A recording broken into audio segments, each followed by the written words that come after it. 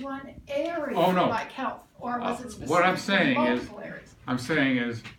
on the one hand, you have humanity, and that's all of us. On the other hand, you have technology and things. So you have the Internet of Things, and the more left brain, and the framework of humanity, and it's the tension between people and things, between humanity and technology, that I am describing as the humanity is left to right, technology and knowledge is up and down, but it's from the back of the brain to the front of the brain is the creative process. And what I'm trying to say is that the creative process is the fundamental process. And it's a simple process in that it starts out with brain waves that go at different speeds. The delta waves go at 1 to 3 so much per second, or whatever milliseconds. And then it goes into a little faster as theta waves, and then alpha waves, and then beta waves, and then gamma waves. That these different speeds are different ways of thinking, and the waves go throughout the whole brain. That's a word. Throughout the whole brain, and light up all these individual pieces. In July, a major study in Nature magazine published the first new map of the human brain since 1909. They called it a multimodal parcellation of the brain. Multimodal, and they used fMRI, they used X-ray, they used sonograph, they used a lot of different techniques, and they found that the left hemisphere had 180 separate regions that were matched by 180 separate regions on the right side of the brain. They've been able to identify these discrete structures. They've got a lot more work to do on the functions, but they certainly aren't dealing with the mind of the behavior of the brain that Minsky talked about, of what kinds of thoughts occur in which area. But they're more like what Minsky thought of as a society of intelligences. Does that help a little bit? But Charlie, when you say that humanity is trying to come to grips with technology, do you think any of what you are doing enables humanity to deal with humanity? Because first you have to do that, I think, in order to go further. I mean, it seems to me the resistance is humanity, man to man, woman to woman, humanity to humanity. Now, it may be by participating in those first one or two steps that there will be more humanity to humanity cooperation, but it seems to me that's really a problem, if not the problem. That's good. I think that's totally brilliant, Robert. And the reason I think so is that the technology people are always thinking about more technology to help humanity. And I, as a humanity people, want to use more concepts to manage technology for mutual benefit. But the part that I was ignoring, that you brought up quite accurately, is that the first problem of humanity is dealing with humanity. And that we're living in a world where at one level, I mean, if there were, I mean, how many million people were killed in World War II, but something like 100 million or even 20 million. Our wars are less deadly than they used to be, more publicized, but there's still not any fun. And that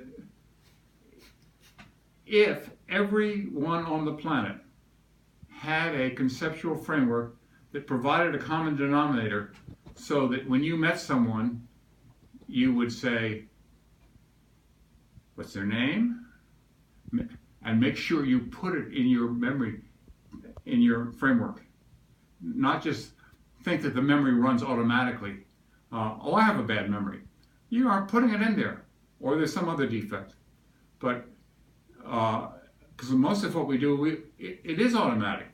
But we're at a stage where the stakes are so high that we've got to use design thinking and redesign the mind to have it be many magnitudes more powerful for everyone on the planet, more creative, more empathetic, more artistic, all these good things.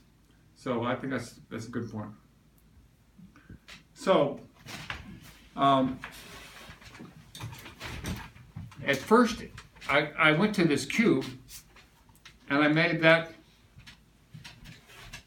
the x-axis going forward and then the y-axis sideways, so I could look at it from the oriented with my brain on a Cartesian coordinates, and I would think, they talk about eggheads, that would be more knowledgeable.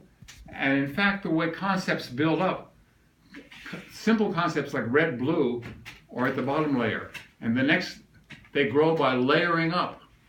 More sophisticated concepts like ambiguity take a combination of rules and examples. So the big breakthrough over the summer was to take the cube and say, thinking of Hillary Clinton, it takes a village. So I said, let's look at this as a community of intelligence, of minds, as well as a society of minds. And I made this main street coming here. This is the street for creativity, from the back of the brain to the front of the brain. Or which way is it going? No, it's going this way, from the back of the brain to the front of the brain. And that humanity would be this cross street of humanity. And then they could have stories in the building where there are 5 stories going up and 5 levels going down. And then you get to have a model that everyone knows about streets, knows about buildings, knows about knows these as things that they can imagine. The imagination is imagining ideas, but it's imagining a structure, an ideational scaffolding on which you can hang ideas.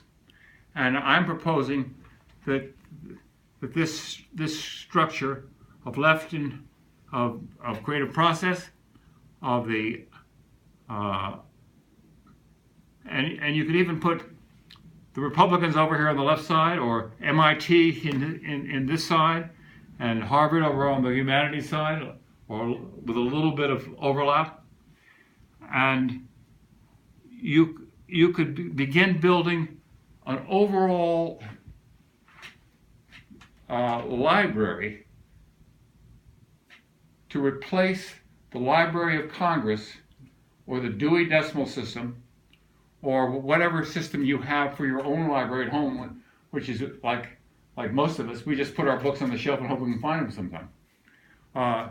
That this conceptual framework could inform a new way of organizing a library, a catalog of all the faculties of the mind. A university is a metaphor for the mind, and the faculties are the metaphors of the mind.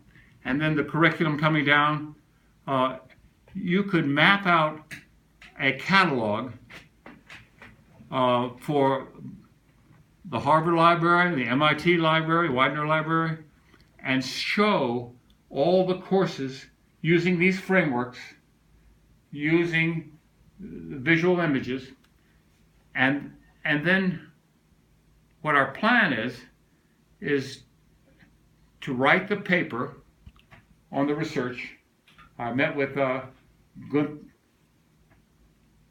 Gunther Eisenbach from the Journal of Internet and Medical Research at Partners Healthcare Health Connected Health Symposium these last 2 days of this last week, and he's going to help me write a paper and get it published on the protocol. So that's the first effort I have. It's research. The second is the Whole Brain Foundation, and it's taken some time, but the Whole Brain Foundation now is a 501c3. We're ready for business, and we've got a board and a staff, and mainly me, but Allison Cook, my partner from Basic Systems back in 1961, and a brilliant psychologist, his daughter is my chief of staff, and we've got great directors in terms of Malcolm Mackay and Gene Colucci, and all the kind of treasury functions to get started up. We've got Salesforce.com has approved us, and we have it started to allow us to be in touch and use that platform to connect. Are we running out of time? We have a meeting in 15 minutes that we have to excuse ourselves to. Can I finish in 3 minutes? Yes. I'll finish in 3 minutes. Yes. So then there's a book, there's a websites which James is helping me with. Then there's the product. We want to be able to create a three-dimensional product with Rothgar that takes his image, his capabilities for user experience, and begin to create a digital vision that will explain what I try to explain orally here today. And then we've got curriculum, a platform, standards, and we've just submitted a proposal at the very beginning of October for $100 million to the MacArthur Foundation to show how we'll change the world. And we want to install 5 billion of Charlie's conceptual cubes in 5 billion smarter phones for 5 billion smarter people by 2020 as a way of bringing about the paradigm shift to end all paradigm shifts. Okay.